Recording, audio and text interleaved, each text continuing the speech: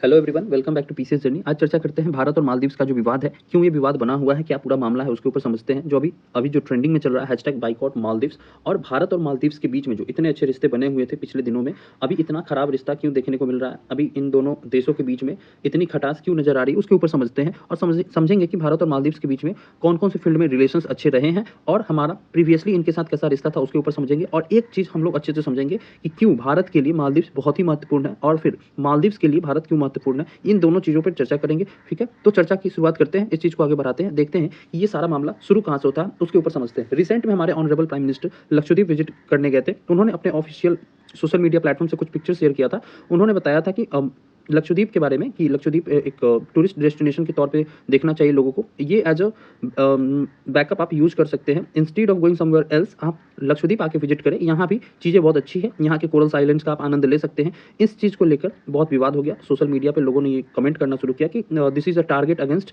मालदीव्स, मालदीव्स को ये टारगेट किया जा रहा है। इसको लेकर ये बहुत ज़्यादा विवाद बढ़ गया। तब से ये बहुत चर्चा में आ गया। उसके बाद हुआ क्या, मालदीव्स के जो 3 मिनिस्टर थे उन्होंने अपने सोशल मीडिया प्लेटफॉर्म से कुछ कमेंट्स जारी किए अगेंस्ट इंडिया, अगेंस्ट अवर ऑनरेबल प्राइम मिनिस्टर। ठीक है, तो हमारे प्रधानमंत्री और इंडिया के खिलाफ इन्होंने इन 3 मिनिस्टर्स के द्वारा कुछ प्रतिक्रिया दी गई जो एंटी इंडिया था। ठीक है, उसको लेकर ये सोशल मीडिया प्लेटफॉर्म से ये विवाद बहुत ज़्यादा बढ़ गया। फिर तत्काल प्रभाव से जो मालदीव्स की जो सरकार थी, वहाँ पे जो मोइजू की सरकार जो भी रिसेंट में चुन के आई है, इन तीनों को बर्खास्त किया गया, इन तीनों को सस्पेंड किया गया। और मालदीव्स की सरकार ने बोला कि इनकी जो प्रतिक्रिया दी गई है उससे सरकार का कोई लेना देना नहीं है। ठीक है, तो क्या मामला ये अभी शुरुआत हुआ है, ये मालदीव्स और इंडिया के बीच में, या फिर इंडिया और लक्षद्वीप का ये जो मामला है अभी शुरू हुआ है? तो लक्षद्वीप एक उसमें कड़ी है। ठीक है, इस मामले की शुरुआत आप 2023 से देख सकते हैं कि 2023 में जब वहाँ पर सरकार चुन के आई, नई सरकार चुन के आई, उसका नाम था मोइजू, मोहम्मद मोइजू। तो मोइजू की सरकार मालदीव्स में चुनकर आई। पहले जो वहाँ पर सरकार थी वो थी मोहम्मद सोली की। जब सोली की सरकार थी तो भारत और मालदीव्स के रिश्ते बहुत अच्छे थे। ठीक है, लेकिन 2023 में मोइजू की जो सरकार आई उसने एक कैंपेन पे चुनाव लड़ा। उस कैंपेन का नाम है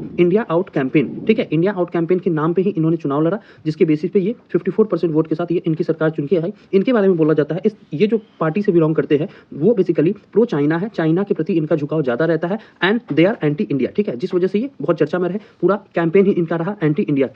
ठीक है, एंटी इंडिया नहीं, इनका पूरा कैंपेन ही रहा किस बेसिस पे, इंडिया आउट कैंपेन रहा। ठीक है, जिस वजह से ये बहुत चर्चा में था। तो मामला का शुरुआत वहाँ चुनाव होने के बाद, जब इनकी सरकार, मोइजू की सरकार चुन के आई, तब से हुआ। एक चीज़ और समझेंगे कि जब मोहम्मद सोली की जब सरकार थी तो भारत और मालदीव्स का रिश्ता बहुत ही अच्छा था। उस समय मालदीवियन डेमोक्रेटिक पार्टी से वो बिलोंग करते थे, सोली। उनकी सरकार ने भारत के साथ एक एग्रीमेंट साइन किया 2021 में। उसका नाम था यूटीएफ, उथुरु थिला फलुहा। इस एग्रीमेंट के तहत भारत और मालदीव्स दोनों मिलकर वहाँ की जो मालदीव्स का जो कोस्ट गार्ड था उसको डेवलप करना था, उसके नेशनल डिफेंस फोर्स को डेवलप करना था। ये पूरा ये एग्रीमेंट साइन हुआ मालदीव्स के साथ। ठीक है, उसके बाद हुआ क्या, जो वहाँ की जो अभी जो वहाँ पे मोइजू की सरकार चुन के आई है, उस समय वो अपोजिशन में थे। ठीक है, तो उन्होंने इस चीज़ को बहुत क्रिटिसाइज किया कि हमारी सॉवरेनिटी को हमारी सरकार क्या कर रही है, हैम्पर कर रही है, डैमेज कर रही है, हमारी संप्रभुता जो है वो मिसमैनेज हो रही है, जिसको लेकर उन्होंने पूरा मामला तैयार किया, जिसको लेकर वो चुनाव लड़े। फिर ये मामला हो गया India first policy versus India out policy.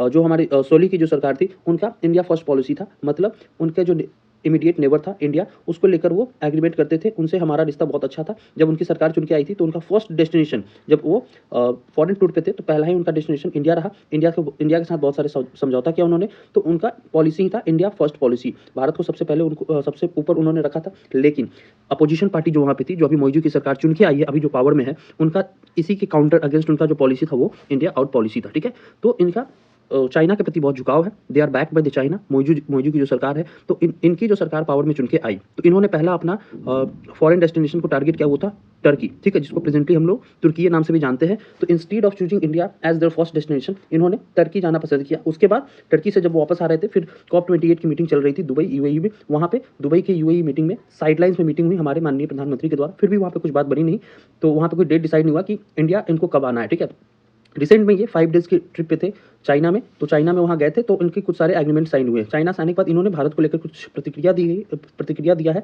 जिसमें इन्होंने कहा है कि मालदीव्स को छोटा देश न समझा जाए, मालदीव्स को किसी के बैकयार्ड में कोई ऐसा चीज़ लाई कर रहा है उस तरह से नहीं समझा जाए, और सॉवरेनिटी के ऊपर, संप्रभुता के ऊपर इनकी बहुत सारी प्रतिक्रिया देखने को मिल रही है कि जैसे कि हमारी संप्रभुता हैम्पर हो रही है। एक चीज़ आप समझ सकते हैं, भारत के साथ इनका जब रिलेशन बहुत अच्छा था, जब सोली की सरकार थी, तो इनकी कोई संप्रभुता डैमेज नहीं हो रही थी। सब कुछ हम लोग एग्रीमेंट कर रहे थे, तो मिलजुल के काम हो रहा था, उसमें मालदीव्स की भी डेवलपमेंट हो रही थी। दूसरा कि हमारे यहाँ से लार्ज नंबर ऑफ टूरिस्ट जो है वो मालदीव्स विजिट करने जाते हैं। ये उनके इकोनॉमी के लिए, क्योंकि मालदीव्स एक आइलैंड नेशन है। ठीक है, तो वहाँ उनका मेजर सोर्स ऑफ रेवेन्यू, उनकी इकोनॉमी जो है है वो टूरिस्ट से चलती है, ठीक है। तो इंडिया उसमें कंट्रीब्यूट कर रहा था, तो इनसे इस चीज़ों से इनकी संप्रभुता खतरे में नहीं थी। बट ये लोग क्या किए, इस चीज़ को इलेक्शन कैंपेन में चलाए कि हमारी संप्रभुता डैमेज हो रही है, हमारी संप्रभुता मिसमैनेज हो रही है। इस चीज़ को इन्होंने पूरा कैंपेन में चलाया। फिर जाके जब ये चाइना गए तो चाइना के साथ रिलेशन रख रहे हैं ये चीज़ें, तो चाइनीज शिप वेसल्स को अपने इर्द गिर्द आने दे रहे हैं, चाइनीज इन्वेस्टमेंट्स को अलाउ कर रहे हैं, बेल्ट एंड रोड इनिशिएटिव्स में इनका हिस्सा ये लोग बने हैं। तो ये सब चीज़ें से इनको समझना चाहिए कि क्या आपकी संप्रभुता मिसमैनेज नहीं हो रही है, क्या आपकी संप्रभुता नहीं छिन रही है। ये चीज़ समझने वाली बात है, मौजूद की सरकार को समझना चाहिए, ठीक है। नेक्स्ट समझते हैं कि मालदीव्स का जो लोकेशन है वो इंडिया के बहुत ही करीब है, ठीक है। मालदीव्स हमारे इंडिया से बहुत ही नज़दीक है, बहुत नज़दीक लोकेशन पे। रिसेंट में मौजूद जो वहाँ पे सरकार जो चुन के आई है, उसने इंडिया को बोला है कि आपके जो यहाँ पे जितने भी आर्मी पर्सनल्स है, अप्रॉक्स 75 हमारे आर्मी पर्सनल्स वहाँ पे डिप्लॉय है, वो बेसिकली हमने उनको वहाँ के जो नेशनल डेमोक्रेटिक फोर्स है उनको ट्रेंड करने के लिए वहाँ पे रखा था, जिस वजह से ताकि उनकी सिक्योरिटी अच्छा हो सके। लेकिन ये जो सरकार है इन्होंने अल्टीमेटम दिया है कि बिफोर 15 मार्च आपको अपने सोल्जर्स को यहाँ से वापस बुला लेना है, जिस वजह से ये बहुत चर्चा में है। नेक्स्ट समझते हैं कि इंडिया और मालदीव्स के कुछ टाइमलाइंस को समझते हैं कि 1965 में जब ब्रिटिश से इनको आज़ादी मिली, ब्रिटिश पूरी तरीके से वहाँ से चले गए मालदीव से, तो 1965 के बाद से हमने उनके साथ डिप्लोमेटिक टाइज रखना शुरू कर दिया। नॉट फ्रॉम प्रेजेंट देयर, वहाँ पे हम लोग उपस्थित नहीं थे, लेकिन कोलंबो से हम लोग इनके साथ संबंध को मेंटेन रखते थे। लेकिन 1980 के बाद हमारा एम्बेसडर रिप्रेजेंटेटिव फॉर्म में ये हमारा रिलेशन अपग्रेड हुआ, हमारे एम्बेसडर वहाँ पे रहना शुरू कर दिए। उसके बाद जब 2008 में डेमोक्रेटिक ट्रांजिशन हुआ मालदीव्स में, फिर इंडिया ने अपना मालदीव्स के साथ बहुत डीप रिलेशन एस्टैब्लिश किया, ठीक है। ये इनके बारे में कुछ टाइमलाइन थे इंडिया और मालदीव्स के ऊपर।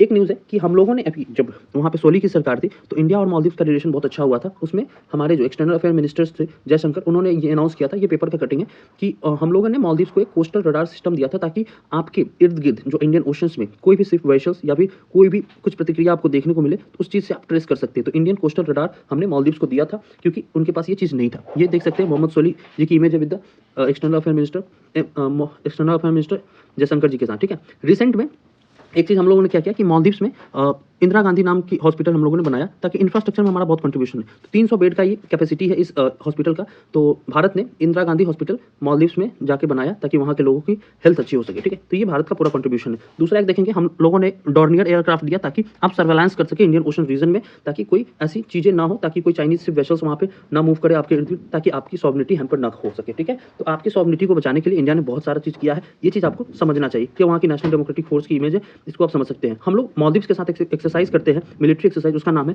इक्विवेरिन, ठीक है। इक्विवेरिन मतलब ही उसका है फ्रेंड। तो उसमें हम लोग अभी रिसेंट में 12th एडिशन इक्विवेरिन एक्सरसाइज मालदीव्स के साथ हुआ है, उत्तराखंड हमारे भारत में हुआ है, और इससे पिछला जो संस्करण था 11th एडिशन वो मालदीव्स में हुआ था। तो ये एक्सरसाइज हम लोग इक्विवेरिन एक्सरसाइज कोऑपरेशन बढ़ाने के लिए, एक दोनों सेनाओं के बीच में कोऑपरेशन अच्छा हो, पूरी तरह से अच्छे तरीके से पीसफुली सारा कुछ माहौल है, उसके लिए हम लोग एक्सरसाइज करते हैं। तो India Maldives joint military exercise Ekuverin कहाँ पे अभी कंडक्ट हुआ था, उत्तराखंड में हुआ था, ठीक है। नेक्स्ट समझते हैं कि मालदीव्स क्यों इंपॉर्टेंट है इंडिया के लिए। इंडिया के लिए मालदीव्स क्यों इतना महत्व है, तो ये मैप में आप देख सकते हैं कि मालदीव्स जो है इंडिया से करीब 300 नॉटिकल माइल्स की दूरी पे है, ठीक है। तो इसका जो जियो स्ट्रेटेजिक लोकेशन है वो बहुत इंपॉर्टेंट है। दूसरा है कि चाइना फैक्टर, और तीसरा मैरीटाइम और लोकेशन के पर्पज से, सिक्योरिटी पर्पज से ये बहुत ज़्यादा इंपॉर्टेंट है। चाइना को अगर इंडिया पर अटैक करना हुआ तो मालदीव्स को एज अ बेस यूज करके इंडिया पे वो अटैक कर सकता है। For that purpose Maldives is very important for India, ठीक है। दूसरा चर्चा करते हैं मालदीव के लिए भारत क्यों जरूरी है। जैसे मालदीव्स भारत के लिए जरूरी है, वैसे ही मालदीव्स के लिए भारत बहुत जरूरी है। उसमें चर्चा करते हैं कि भारत से लगभग सारे डेली यूज के सामान हम लोग मालदीव्स को क्या करते हैं, एक्सपोर्ट करते हैं। और दूसरा, उनकी अपनी शैक्षणिक इंस्टीट्यूशन बहुत अच्छी नहीं है, जिस वजह से वहाँ के पीपल हमारे यहाँ इंडिया में आते हैं हायर एजुकेशन के लिए, तो उस वजह से मालदीव्स के लिए भारत बहुत जरूरी है। और तीसरा, अभी 2020 का अगर डेटा देखें तो उसमें कुछ कुल व्यापार 50 करोड़ का हुआ था, जिसमें से भारत ने 49 करोड़ एक्सपोर्ट किया है मालदीव्स को और 1 करोड़ हम लोगों ने इंपोर्ट किया है, ठीक है। तो ये डेटा है, तो हमारी निर्भरता ज़्यादा नहीं है, हम लोग मैक्सिमम एक्सपोर्ट करते हैं मालदीव्स को। दूसरा समझते हैं कि जब संकट का समय आता है या फिर डिजास्टर का समय, तो Bharat would be the first responder. पहले से भी भारत रहा है, जब 2004 में जब वहाँ पे सुनामी आई थी तो भारत ने सबसे पहले जाके उनको मदद पहुंचाया था। दूसरा एक समझेंगे कि जब उनको पानी की क्राइसिस हुई थी, डिसैलिनाइजेशन जो उनका प्लांट था वो खराब हो गया था, तो भारत ने पानी की बॉटल्स को एयरलिफ्ट किया था अपने यहाँ से और मालदीव्स को पहुंचाया था। तो भारत आपकी संकट के समय में मदद के रूप में रहा है, क्योंकि भारत आपसे नजदीक है। तो हमेशा याद रखना चाहिए, पड़ोसी ही है जो आपको मदद करेगा, दूर के लोग आपको मदद करने के लिए नहीं आएंगे। तो इस चीज़ को मालदीव्स की सरकार को समझना चाहिए, मौजूद की सरकार को समझना चाहिए कि भारत का क्या इंपॉर्टेंस है, भारत उनके लिए क्यों महत्वपूर्ण है। एक चीज़ और समझेंगे, 1988 में जो कोप अटेम्प्ट हुआ था, कोप अटेम्प्ट किसको बोलते हैं, जब तख्ता पलट होने की बात होती है, तो उसमें भारत अपने सैनिक भेज के उनको इस चीज़ से बचाया था, ठीक है। निष्कर्ष के रूप में बात करते हैं कि क्या इसका निष्कर्ष होना चाहिए, फाइनली कंक्लूड करेंगे तो इसमें ये होना चाहिए कि भारत और मालदीव्स को दोनों को एक जगह बैठ के, एक ही टेबल पे बैठ के इन जितने भी इश्यूज है उसको सॉल्व करना चाहिए। और क्योंकि दोनों एक दूसरे के लिए बहुत ही महत्वपूर्ण है इंडियन ओशन रीजन्स में, जैसे जो इंडिया का टारगेट है, जो इंडिया का अप्रोच है कि ग्लोबल साउथ को लीड करना या फिर इंडियन ओशन रीजन में इनका अपना जो मैटर है कि हम लोग ये क्या करेंगे, इसको रेगुलेट करेंगे, तो उस चीज़ के लिए मालदीव्स की बहुत ज़्यादा जरूरी है। और मालदीव्स की जियो स्ट्रेटेजिक बहुत इंपॉर्टेंट लोकेशन है उस वजह से, क्योंकि मैक्सिमम ये शिपिंग रूट है, यहाँ से मैक्सिमम शिप्स गुजरते हैं, इस वजह से इकोनॉमिक पर्पज से भी इंपॉर्टेंट है। तो दोनों को जो भी मुद्दा है आपस में बैठ के इस चीज़ को सॉल्व करना चाहिए। ये पूरा मामला है, ठीक है। फिर मिलते हैं किसी नेक्स्ट वीडियो में।